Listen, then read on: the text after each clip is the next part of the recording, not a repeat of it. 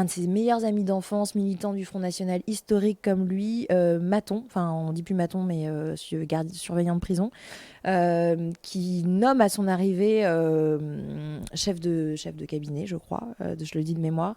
Le titre exact, ça doit être ça, et qui va l'accompagner, qui avait pris l'habitude régulièrement de le saluer d'un Heil Hitler à la porte du bureau en claquant les talons, sous couvert d'humour, évidemment là aussi, des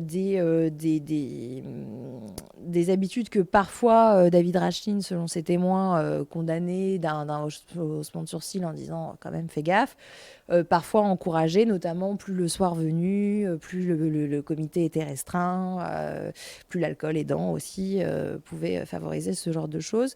Quand j'en ai parlé à David Rachlin lors de notre entretien en janvier, et puis je le relate pareil de façon assez détaillée dans le livre, la première réaction donc j'étais dans ma liste de questions on va dire entre guillemets désagréables. J'ai dit voilà, plusieurs témoins me parlent de ça, comment est-ce que vous l'expliquez, est-ce que c'est quelque chose qui vous a échappé, de l'humour, un truc. Et là, gros silence, mais vraiment gros silence de David Rachlin qui dure plusieurs secondes. Et il me dit vous avez quoi? Vous avez des photos? Vous avez une vidéo? Et moi, je me tais et il repose la question. Voilà. Et je trouve que ce moment-là, il est hyper révélateur, en fait. Alors après, évidemment, il dit tant qu'il n'y a pas de preuves, c'est des ragots, etc. C'est quand même à mettre en relation. On avait une vidéo aussi de David Rachlin qui